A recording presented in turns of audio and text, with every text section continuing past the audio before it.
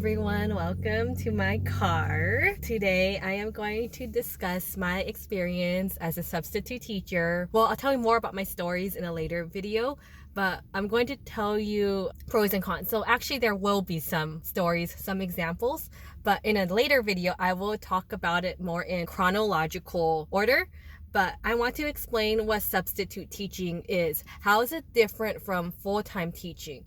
So substitute teaching is when you sub for the day, essentially. Like if a teacher is sick, on vacation, or has like required meetings, because full-time teachers do have required meetings and trainings, so they do need to have someone fill in for the day. Each district is different, but for my district, or the districts that I've worked for, there is daily subbing, short-term subbing, and long-term subbing. So when you sub for the day, you sub for that class only for one day. For short-term subbing, you sub for the same district 20 consecutive days in a row, and then you get higher pay after your 20th day. Long-term subbing is when you sub for the same teacher every single day for 20 days or more, and that's also a higher pay. So basically, the more work you do, the more money you get paid. However, at least in my districts, there are no benefits. No benefits for subbing. So this kind of leads into the pros and cons. But before I get into that, I want to let you know long-term subbing is the worst deal if you're not trying to be a teacher. So I do not recommend long-term subbing if you're not going to be a teacher.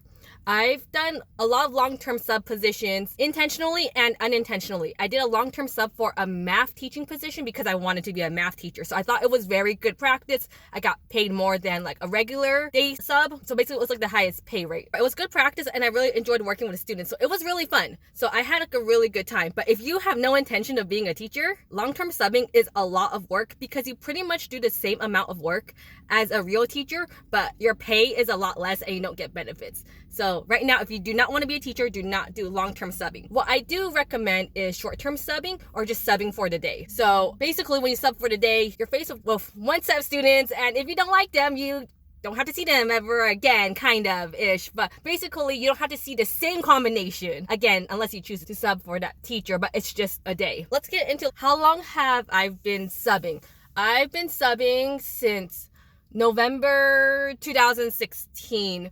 But during that time, I was also a student at university, so I wasn't really subbing like that all that frequently. And in 2017, I was like a student teacher, so it was like just very sporadic for the end of 2016 and throughout 2017, very, very sporadic because I was doing student teaching and I was a student teacher. But then in 2018, I decided to do long-term sub positions for a math teacher, which was awesome. And I did it was unintentional, but I was also subbing for an English class. It was very unintentional because when I don't have a credential in English. I'm not really sure what's the best way to teach English. I know how to manage a classroom. I know how to set up activities, but do I have the content knowledge to grade essays? Not really. But when I was doing long-term subbing, I did put in grades for them, and I just graded them based on whether they did the assignment or not, because that's all I can do, because effort or no effort. So it's very easy. So anyone who failed was, it was their fault. But yeah, basically I've been subbing for a long time, and I will go into more details about my long-term subbing experience in another video. Long-term subbing is good when you want to be a teacher, and two, if it's like somehow unintentional, like if the teacher's just gone and it's like, oh, you just happen to be there, and the workload isn't that much. But long-term subbing, no, if you do not want to be a teacher.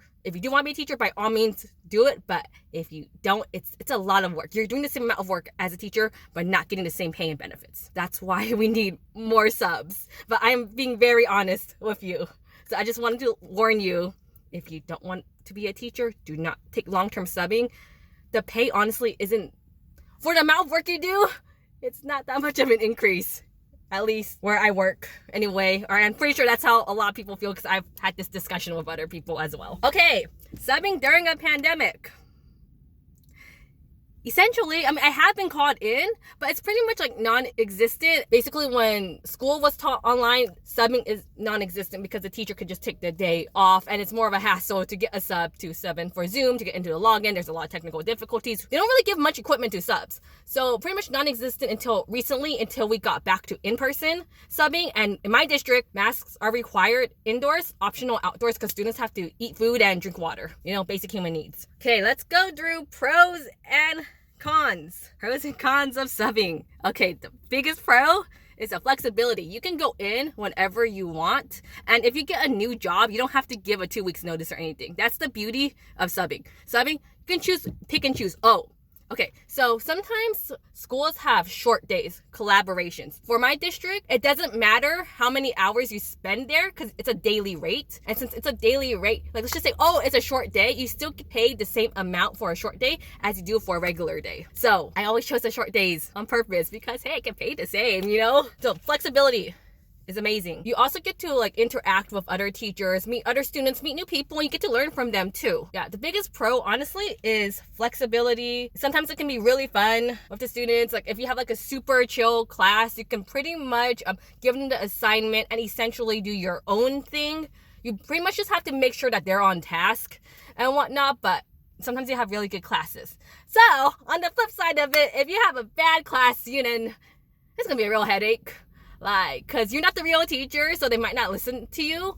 And you just have to kind of like put your foot down and enforce it. But also just keep in mind that you're only dealing with them for the day unless you choose to sub for the same teacher again. To sum it up, pros is that flexible. The other con is, well, I mean, I said it earlier, but no benefits and the pay isn't like the best. But I do recommend it. Like, okay, let's go to the next section. Next section is, should you pursue subbing? Most of the people who sub want to be teachers. So naturally, if you want to be a teacher, you can get into subbing, get your feet wet. But it's very different being a sub versus a full-time teacher. If you want a video on that, I can explain.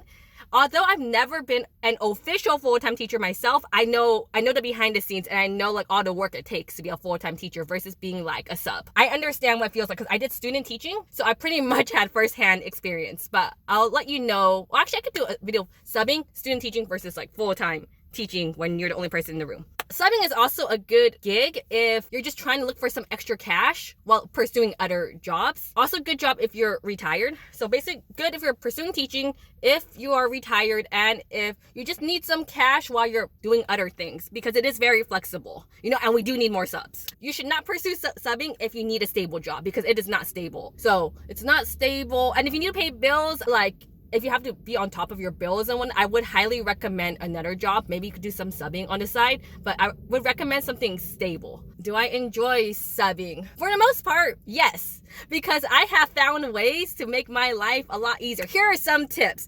If the teacher wants to hand out an assignment or wants you to hand out assignments, find a desk or a chair or some place to put the assignments on and have the students pick it up themselves. Then that saves you time.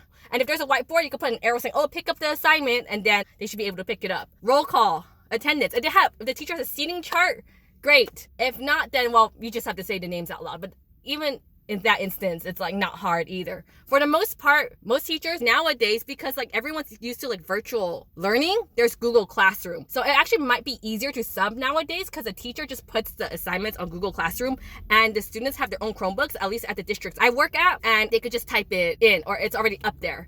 And if in the event that it doesn't work, then they essentially have free time. But the way you want to phrase it is they could work on homework for another class sort of thing. Overall, I do like subbing. If you do sub, do a favor for all teachers, read the lesson plan. Read the lesson plan, go through it to the best of your ability. Try to understand what the teacher wants for the day in terms of the lesson. Go through the lesson. Most of the time, it's just as easy as just write the things on a whiteboard. Actually, most of the time, the teacher has it on the whiteboard. So essentially, pass out the handouts. If there are handouts there, pass the handouts out. You don't know how many subs don't pass the handouts out.